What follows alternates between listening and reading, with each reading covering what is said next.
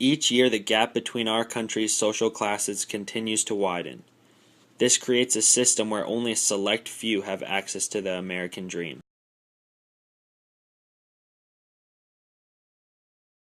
The bedrock of our economic success is the American dream. It's a dream shared in big cities and small towns across races, regions, and religions, that if you work hard, you can support a family, that if you get sick, there will be health care that you can afford, that you can retire,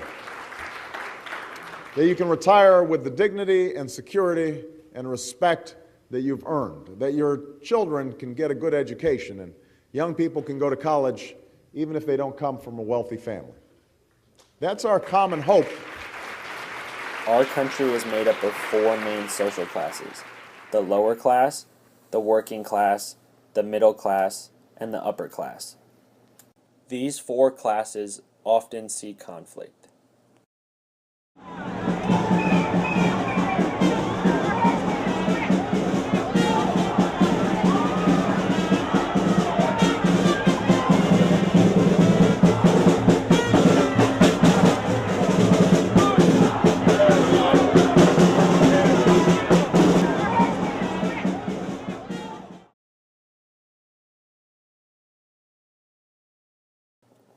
The lower class consists of those who are unemployed, homeless, or are living below the poverty line.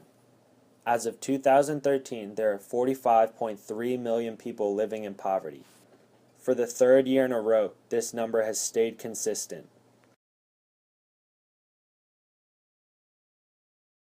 The working class is made up of those who are minimally educated and engage in manual labor and human service professions. The unskilled workers in this class often receive jobs as dishwashers, waitresses, and maids.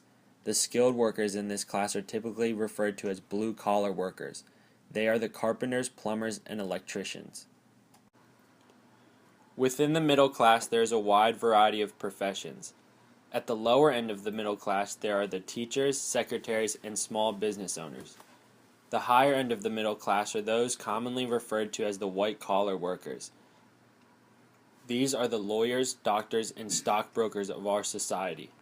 The upper class is made up of the top 2% of the population. They hold 25% of the nation's wealth. Within this class, there are two types of wealth. On the lower end are those who have new money. These are the people who gain their wealth from investments in business ventures. At the top of the upper class are those who hold old money. Their wealth comes from family inheritance.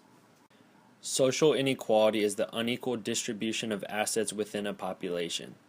It creates unequal opportunities and rewards for different social positions. In 1982, the highest earning 1% of families received 10.8% of all pre-tax income, while the bottom 90% received 64.7%. 3 decades later, the top 1% received 22.5% of pre-tax income, while the bottom 90% share has fallen to 49.6%. There is little question that people in the United States are better off than the majority of the world. However, poverty still impacts millions of people in the U.S. Why do such social inequalities exist? One view is to blame the poor. The poor are responsible for their own poverty. The main reason people are poor is the lack of employment. According to this view, society has plenty of opportunities for people to realize the American dream. People are poor because they lack the motivation, skills, or schooling to find work. An opposing explanation is to blame society. While it is true that unemployment is the main contributor to poverty, the reasons people don't work are more due to the current conditions of our society. There simply aren't enough jobs to support families. If we can extend a hand to banks on Wall Street when they get into trouble, we can extend a hand to Americans who are struggling, often through no fault of their own.